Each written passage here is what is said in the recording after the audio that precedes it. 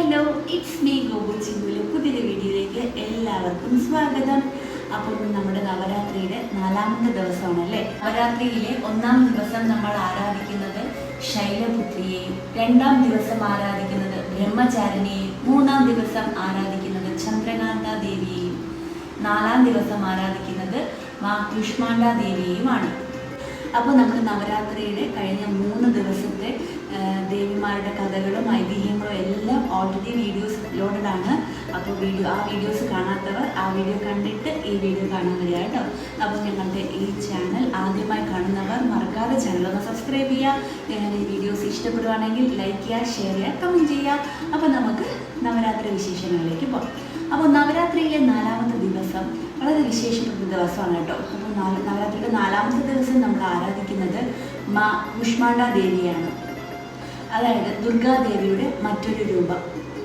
മാ കുഷ്മാണ്ഡ ദേവിയെ പുഞ്ചിരിക്കുന്ന ദേവത എന്നും വിശേഷിപ്പിക്കുന്നുണ്ട്.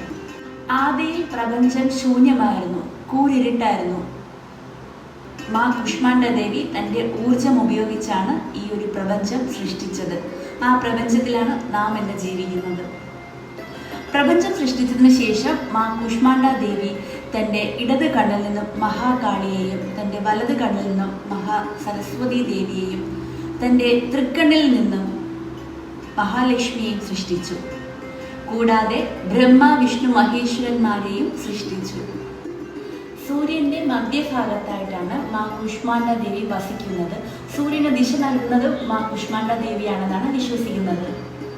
മാ കുഷ്മാണ്ഡ ദേവിക്ക് 8 ഭുജങ്ങളാണ് ഉള്ളത്.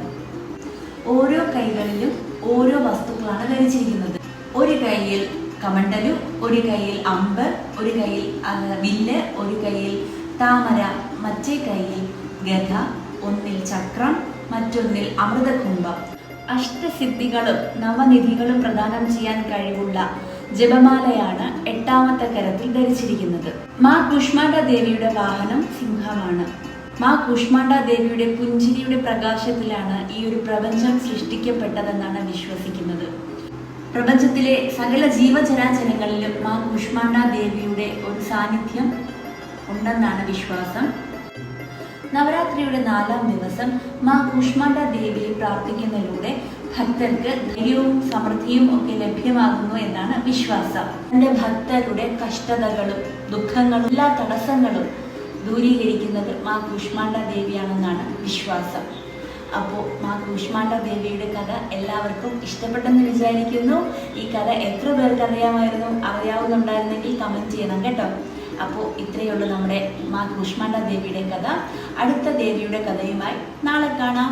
അപ്പോൾ വീഡിയോ ഇഷ്ടപ്പെട്ടാൽ എല്ലാവരും ചാനൽ സബ്സ്ക്രൈബ് ചെയ്യുക, ലൈക്ക് ചെയ്യുക, ഷെയർ ചെയ്യുക, കമൻറ്റ് ചെയ്യുക. അപ്പോൾ ബൈ ബൈ.